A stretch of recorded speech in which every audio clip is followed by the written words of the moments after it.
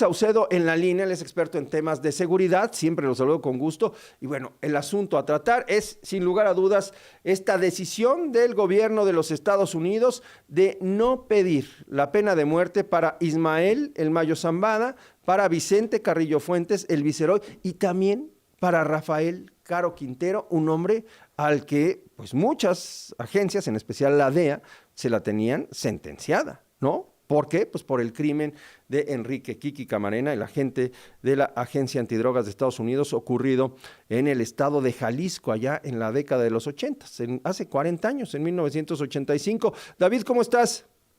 ¿Qué tal, Primitivo? Qué gusto saludarte. En efecto, todo parece indicar que con estos personajes, el Mayo Zambada, el Viceroy, Rafael Caro Quintero, los norteamericanos iniciaron un proceso de negociación análogo al que están realizando con Ovidio Ujú. Guzmán del cártel de Sinaloa. Evidentemente, esta negociación forzosamente tendrá que incorporar reducciones de sentencia, no estar en penales de alta seguridad, quizá la reubicación de algunos familiares en los Estados Unidos, les van a permitir conservar parte de su enorme fortuna que han acumulado con los años.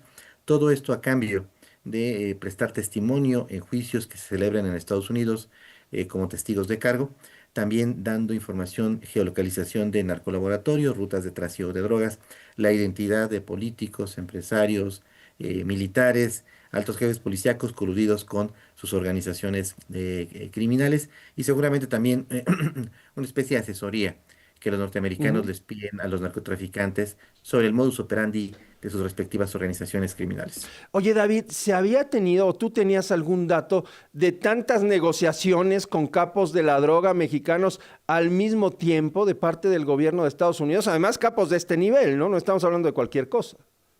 Bueno, los norteamericanos están clonando esta estrategia que lanzaron en su momento de desarticulación de las mafias italoamericanas ya hace algunas décadas, incluso con comparecencias en el propio Congreso de los Estados Unidos. Es un esquema que les funcionó en su momento, que los capos de la Cosa Nostra dieran datos acerca de la actividad criminal que desempeñaban a lo largo de todo el país. Les funcionó en su momento, la están replicando. En efecto, estamos en una transición.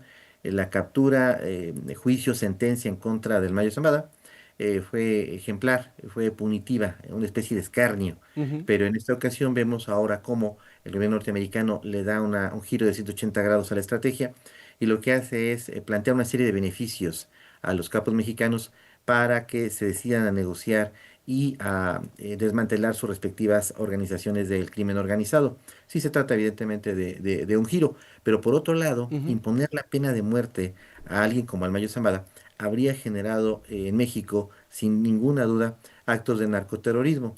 Los narcos mexicanos habrían tenido dos opciones en el caso de que se hubiese sentenciado al Mayo Zambada a la silla eléctrica o a la inyección letal. Eh, Ajá. Tendrían la posibilidad de morir peleando en México o Sí. esperar ser capturados y ser llevados a los Estados Unidos para morir en una cárcel americana. Ante esta disyuntiva, no tengo ninguna duda que los capos mexicanos habrían disparado la última bala que tuvieran en su poder para evitar ser llevados a los Estados Unidos. Es decir, habría habido actos de narcoterrorismo tal y como los hubo en Colombia en la década de los 90 del siglo pasado. Oye, David, esta situación que estás mencionando, esta eventualidad de posibles actos de narcoterrorismo ante la pena capital contra capos de la droga, sobre todo el Mayo Zambada, quien todavía se encontraba operando, ¿no? En el cártel de Sinaloa, pues pondría al gobierno de México y al Estado mexicano entre la espada y la pared, ¿no? O sea, o permites que lleguen a un acuerdo, que hablen, que puedan delatar incluso a funcionarios de los diferentes gobiernos, de los diferentes órdenes de gobierno, o te enfrentas a un escenario de terror. Vamos, si lo que estamos viendo en Sinaloa ya es terrorífico, imagínate si se cumplieran estos actos de narcoterrorismo. Sí, seguramente no había mucho margen de acción para el gobierno de México. Tuvieron que aceptar en primer término la extradición. Durante décadas, los distintos gobiernos de México de todos los partidos se habían negado a la posibilidad de extraditar capos mexicanos, justamente por esto, por toda la información que tienen acerca de la narcopolítica, los vínculos que estableció la élite del narco en México con la clase política mexicana. Toda esta información, por supuesto, iba a ser utilizada por los norteamericanos para negociaciones comerciales, migratorias en materia de seguridad, habría sido un arma, una herramienta de chantaje al infinito, tal y como se espera lo sea ahora que estos capos del narcotráfico, el Mayo Zambada, Ovidio Guzmán y los que antes mencionamos, estén en este esquema de delación premiada con las autoridades de los Estados Unidos. México también Ujú. tenía en su interior, aquí en el Estado mexicano, también tenía mecanismos de negociación con los narcos, prisiones de alta seguridad que en realidad eran hoteles de 5 estrellas para los narcos. Todos los narcos mexicanos de alto nivel, con la excepción del Mayo Zambada y de el Mencho, todos han estado en prisión y todos han tenido sentencias absolutorias o han sido liberados por jueces y magistrados mexicanos o han escapado de la cárcel. México sí tiene un esquema de negociación sui generis con el narco, Ujú. oculto, un poco hipócrita. Los norteamericanos tienen un esquema de negociación más abierto, cínico, como el que estamos viendo. No, no sabría decirte qué es peor, si el cinismo americano o la hipocresía mexicana. Bueno, el cinismo americano ya lo estamos viendo, ¿no? Ya hay una línea, casi una política de negociación que es muy clara y que se está demostrando a cada paso y con cada alto pues, narcotraficante, alto jefe de la droga que cae en las manos de las autoridades estadounidenses. David, tengo un par de preguntas más, pero necesito irme al corte comercial. ¿Me esperas un par de minutos para Sí, con todo continuar con gusto. esta conversación? Claro. Muy bien, muchas gracias. Seguimos platicando con David Saucedo, experto en temas de seguridad pública, sobre lo que hay detrás de esta decisión de los fiscales estadounidenses de no solicitar la pena de muerte contra 3 de los grandes capos históricos de la droga en México. Regresamos. Seguimos en contacto con David Saucedo, experto en temas de seguridad pública. Platicamos de la decisión de los fiscales del Departamento de Justicia de Estados Unidos para no pedir la pena de muerte contra los narcotraficantes Rafael Caro Quintero, Ismael El Mayo Zambada y Vicente Carrillo Fuentes. David, el caso de Rafael Caro Quintero me parece que es especial. Rafael Caro Quintero era un objeto de persecución, un objeto además de obsesión de parte de las autoridades estadounidenses, especialmente de la DEA, pues por el asesinato cometido hace 40 años, el asesinato del agente especial Enrique Kiki Camarena. Había un ánimo de justicia, pero yo también creo que un ánimo de venganza de parte de, de esta agencia de los Estados Unidos. Tenía muchas cuentas pendientes. ¿De qué tamaño es la información o el interés de Estados Unidos por obtener justamente datos a través de Caro Quintero, que ahora deciden pues echarse para atrás en un tema que parecía que era insalvable, ¿no? El condenar a la pena máxima, a la pena incluso capital, a un hombre que había cometido uno de los mayores agravios contra cualquier agente del gobierno estadounidense? Hay tres posibilidades: que Caro Quintero haya librado la pena capital justo por lo que comentas, Ujú. por la información que él tiene acerca de la actividad de una organización criminal que rápidamente se expandió bajo su liderazgo una vez que fue puesto en libertad en el sexenio de Enrique Peña Nieto. Me refiero al cártel de Caborca.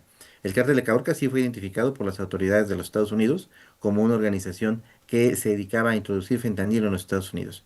Entonces puede ser en efecto que le estén pidiendo datos acerca de la organización que él fundó después de haber sido liberado de prisión en Ujú. México. La otra posibilidad es que el Departamento de Estado norteamericano haya sopesado el hecho de que la muerte de Caro Quintero iba a provocar en México reacciones de narcoterrorismo, que hubiera desestabilización en el país y un recrudecimiento de la situación de violencia en México. Y finalmente, que la información que tenga Caro Quintero acerca de los políticos, militares, jefes policíacos que colaboran con el cártel de Caborca y que colaboraron con él en el tiempo, sea lo suficientemente importante para después utilizar estos datos en negociaciones migratorias, comerciales, de seguridad. En todo caso, me queda claro que la DEA era proclive a solicitar la pena de muerte, Ujú. pero normalmente la Casa Blanca y el Departamento de Estado, que suelen tener posturas más moderadas, distintas a la del FBI y la de la DEA, se impusieron. Estoy seguro que todas estas decisiones pasaron por el escritorio de Donald Trump y él tomó la determinación de no imponer la pena capital a todos estos personajes, evidentemente con beneficios a favor del gobierno de los Estados Unidos. ¿Qué podemos esperar en los próximos meses o en los próximos años de la información que derive de estos acuerdos de no culpabilidad, estos acuerdos que cambian pues condenas, cambian años de cárcel por información valiosa para Estados Unidos? Y bueno, la información que den estos personajes en Estados Unidos se va a traducir en despliegues táctico-operativos de más decomisos, capturas, extradiciones, seguramente presión de los norteamericanos, incrementando la lista de los políticos, gobernadores, militares de alto rango, de acuerdo con una lista que se ha estado mencionando insistentemente, quizá hasta integrantes del gabinete que han colaborado en el pasado con el crimen organizado. Toda esta información se va a utilizar para temas de seguridad, pero seguramente para negociar temas tan importantes en materia comercial como lo es el famoso litio, Ujú. sobre el cual el gobierno de Andrés Manuel López Obrador generó una normativa explícita para prohibir su explotación y la participación de empresas del sector privado en la explotación del mismo. Seguramente toda esta información será utilizada por Trump para conseguir concesiones y ventajas en distintos ámbitos. Oye, David, ya por último, y en ese mismo tenor, la presidenta de la República había anunciado la semana pasada que en estos días se iba a firmar un acuerdo en materia de colaboración en seguridad con el gobierno de Estados Unidos. Salió estos documentos, estos trabajos periodísticos del Wall Street Journal que ponen en tela de juicio dicho acuerdo. Ayer la presidenta dijo, no, sí va, ya está redactado y en las próximas semanas podríamos firmarlo incluso en Palacio Nacional. ¿Está tan firme como dice la presidenta? Me parece que sí, porque además son muchas directrices, instrucciones que da el gobierno norteamericano al gobierno de México. Incluye, de acuerdo con las filtraciones que hay acerca de esta negociación, la compra de armas y municiones por parte del gobierno de México al gobierno, a los Estados Unidos para el combate al narcotráfico, el traslado de más elementos de la Guardia Nacional a la frontera norte y sur para evitar los flujos de migración ilegal. También incorpora la obligatoriedad de que México acepte más agentes de investigación eh, de la DEA, del FBI, operando en territorio mexicano, el incremento de vuelos de drones para geolocalizar narcolaboratorios, incluso también negociaciones en materia comercial que no se han especificado, como el tema del litio. Pero en todo caso, está ausente en esta negociación Ujú. el apoyo económico de los norteamericanos. México está librando una guerra contra el fentanilo, pero sin el apoyo financiero de los Estados Unidos. No hay nada de parte de ellos, únicamente exigencias y metas de cumplimiento, pero para el gobierno de México. No se estableció la restricción en la comercialización de armas Ujú. de Estados Unidos hacia México. Tampoco hay una meta de reducción de consumo de drogas en los Estados Unidos, que es el principal motor de la actividad de narcotráfico en México. Tampoco hay asistencia financiera, no hay dinero, un dólar americano para combatir a los capos mexicanos, como lo hubo en su momento en el Plan Colombia en el siglo pasado o con la Iniciativa Mérida en el pasado aquí en México. Es decir, es un acuerdo sumamente ventajoso para los americanos. No veo por qué no se vaya a firmar por parte de ellos si obtienen todo y no ponen nada a cambio. Bueno, son los acuerdos que está firmando Donald Trump, ¿no? En materia de seguridad, pero también en materia comercial. Ya vimos cómo dobló a la Unión Europea, cómo dobló a Japón. No solamente les impuso aranceles, sino también los obligó a invertir a Estados Unidos.